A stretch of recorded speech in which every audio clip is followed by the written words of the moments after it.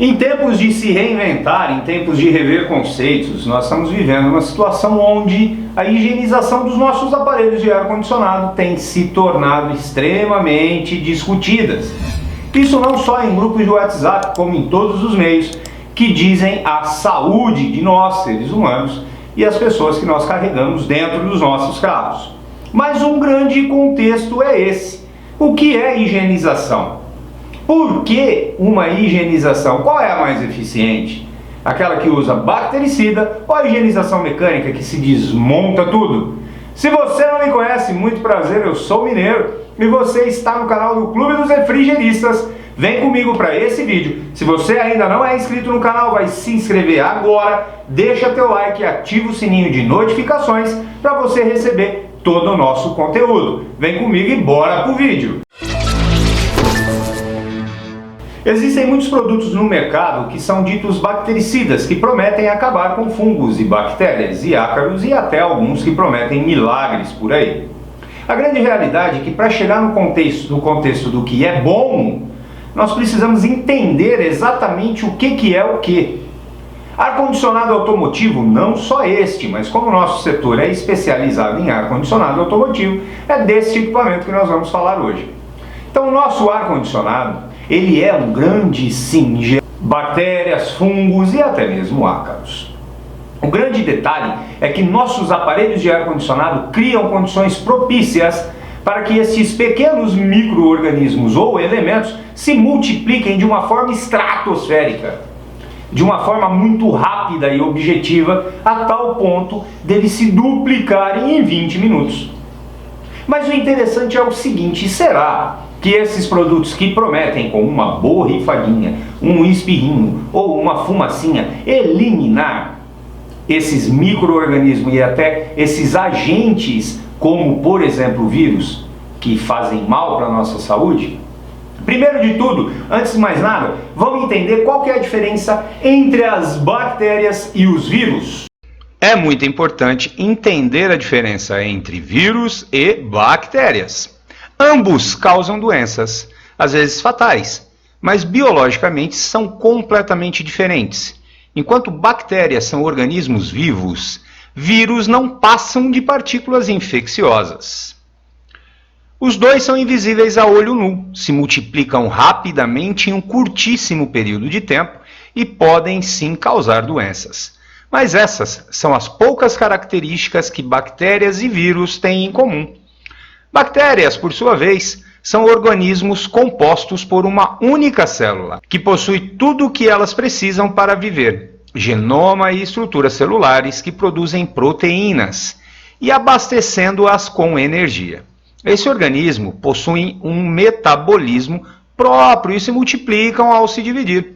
As bactérias nem sempre são prejudiciais, algumas são vitais, inclusive, para a saúde de nós que somos humanos, como as que compõem, por exemplo, a flora intestinal e auxiliam na digestão dos nossos alimentos. Tuberculose, cólera, tétano e difteria são algumas das doenças causadas por bactérias impróprias. Vírus, por outro lado, não são células, mas partículas infecciosas. Para muitos cientistas, inclusive, os vírus nem são considerados seres vivos. Eles podem se multiplicar somente com ajuda externa, ao infiltrar seu material genético em células de outros seres vivos. Eles se reprogramam para que elas produzam vírus até arrebentar essas células, liberando assim essas partículas infecciosas. Cada vírus possui uma célula hospedeira específica. Alguns atacam somente plantas, outros animais e alguns os humanos. Há também vírus que atacam apenas bactérias e fungos. Exemplos de vírus são AIDS, hepatite, gripe, dengue, catapora e sarampo. São apenas algumas doenças que são causadas por esses vírus infecciosos. Eles, por sua vez, são bem menores do que as bactérias. Enquanto as bactérias possuem, na sua maioria, um tamanho de 0,001 milímetro, os vírus chegam ao máximo 1/100º dessa medida. Medicamentos e vacinas, antibióticos agem somente contra bactérias. Como vírus não vivem, em teoria, não é possível matá-los. Contra eles, há somente antivirais que inibem a multiplicação dessas partículas. Por exemplo, ao impedir que eles alcancem as células hospedeiras. Mesmo assim, os médicos costumam prescrever antibióticos também para infecções virais, já que os vírus enfraquecem o sistema imunológico, possibilitando o ataque das nossas bactérias. As bactérias são organismos microscópicos que pertencem ao reino Monera. Essas bactérias são procariontes, ou seja, elas não têm a carioteca. É aquela membrana que protege o seu núcleo celular. Por esse motivo, todo o seu material genético está espalhado ali no citoplasma. As bactérias se reproduzem de forma assexuada.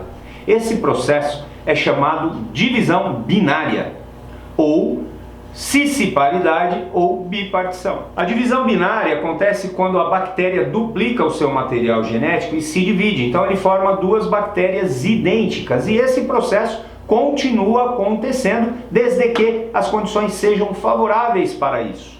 Algumas bactérias, quando elas encontram algumas condições desfavoráveis, elas criam endósporos.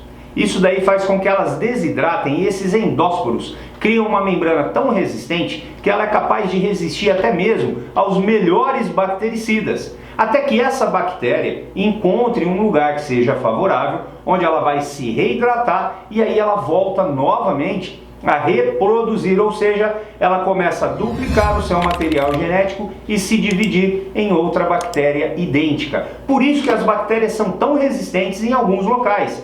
E é esse um dos maiores perigos de aparelhos dos quais tem muita sujeira. Esses ambientes são extremamente propícios para essa reprodução.